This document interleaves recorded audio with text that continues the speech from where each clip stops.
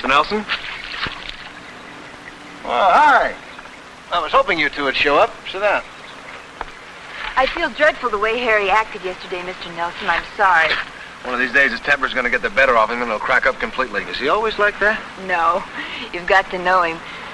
You see, he had a great act, and then his wife and partner stole it and ran off. And he cracked up. He wasn't able to work for years. I can't blame him. The guy's impossible. You know that's not true, Bill. He can be kind and generous. It's just that he was hurt, so he doesn't trust people anymore. Except you. Please, Bill. Mr. Nelson, do you have some suggestions about making our routine safer? What do you think of the possibility of hiding a diving lung in that trunk? It's impossible. There's no room. Well, you could put some sort of a seal on it. That'd keep the air inside and give you a little margin of safety. Well, Harry might go for that. And you might try aerating your lungs with oxygen just before they locked you in. Spoil the act. Poor showmanship. Better than drowning. That's right. And Bill, from your angle, that trouble that you had yesterday. Yeah, well, that was my fault entirely, Mike. The lock got jammed and I was a little flustered. Baldwin cleans and oils the locks every day. You ought to double check them anyway. What if something happened to one of those locks? You couldn't open it. Well, I guess I'd break it. You might not have time. What you need down there is another man. You know, in case something goes wrong. That's a great idea, but I don't think Baldwin would go for the added expense. Well, there's no harm in asking him. I know he wouldn't want anything to happen to me. Yeah. Well, thanks a lot, Mike, for the ideas. I hope Baldwin will buy some of them. Yeah, I do, too. Good luck to you.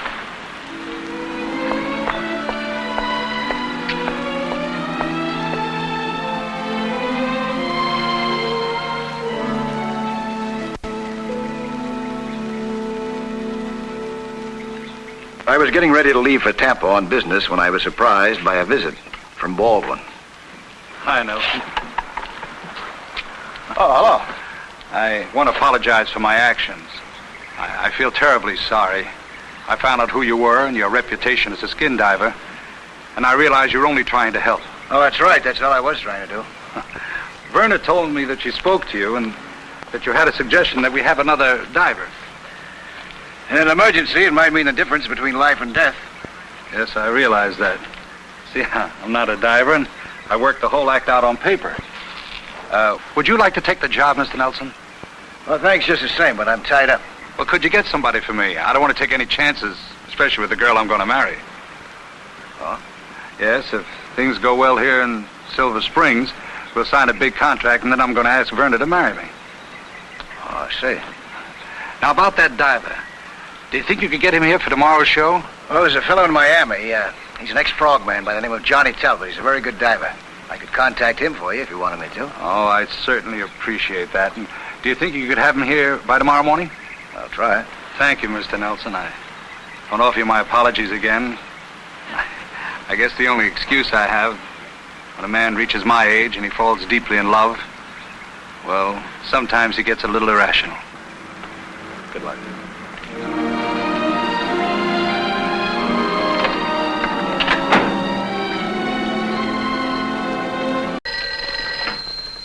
Hello?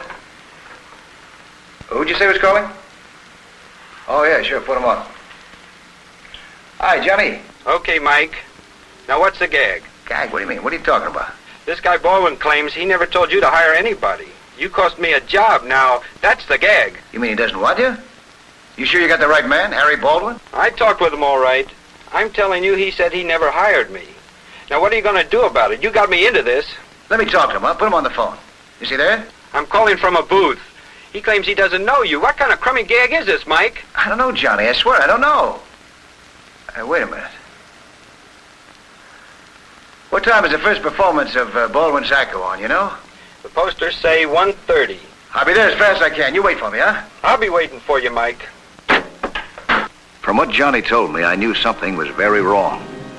And I had a hunch it was serious and urgent.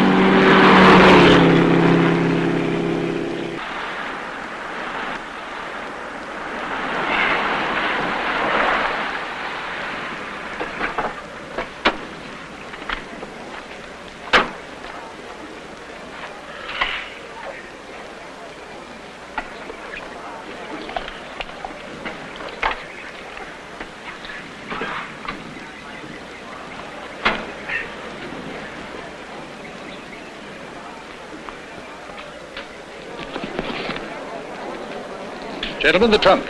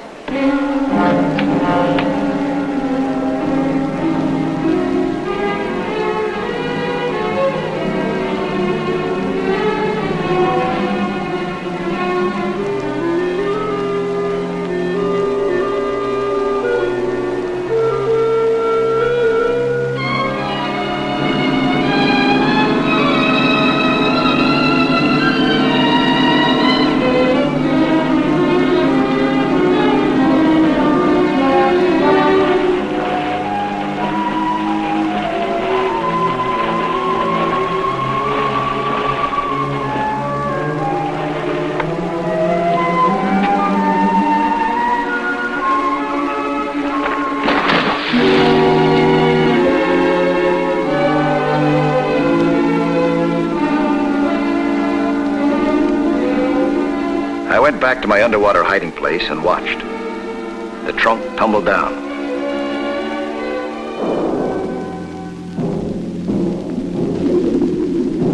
Bill came out and started to work on the padlocks.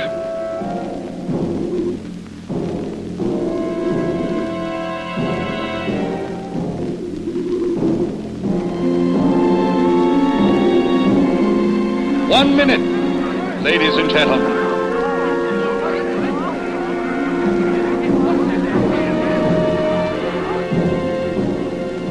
The first two opened easily, but he was having trouble again with the third.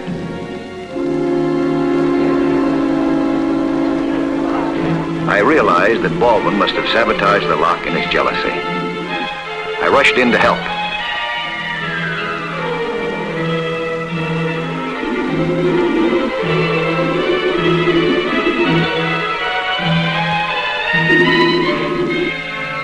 Bill was beside himself and didn't understand what I had in mind.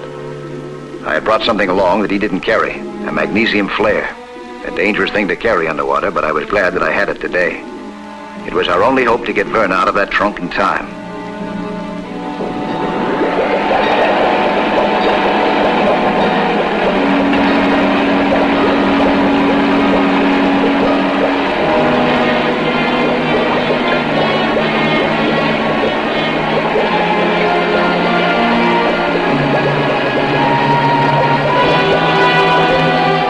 Burned through the lock like a torch.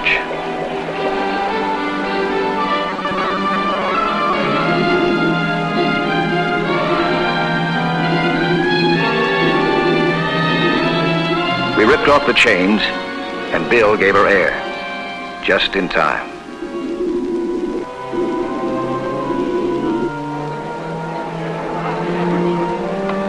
Three minutes and 30 seconds.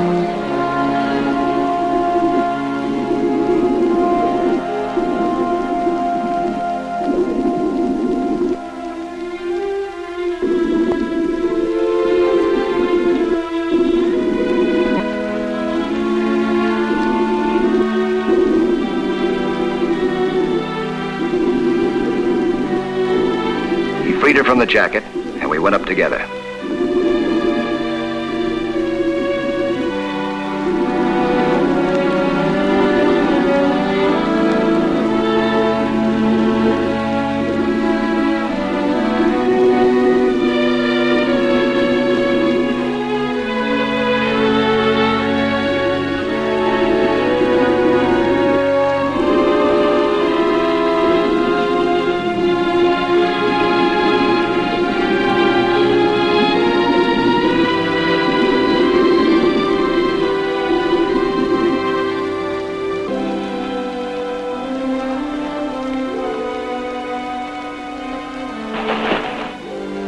This time, 3 heads bobbed to the surface, and there were no smiles.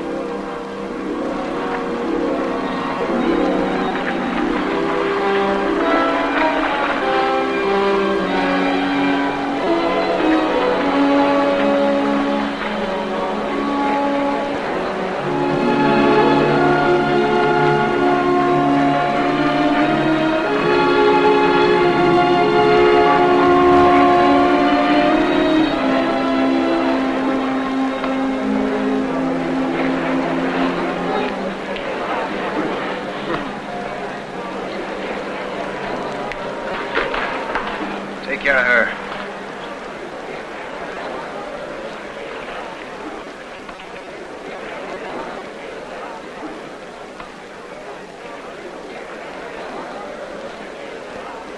You better take me to the police, Mr. Nelson.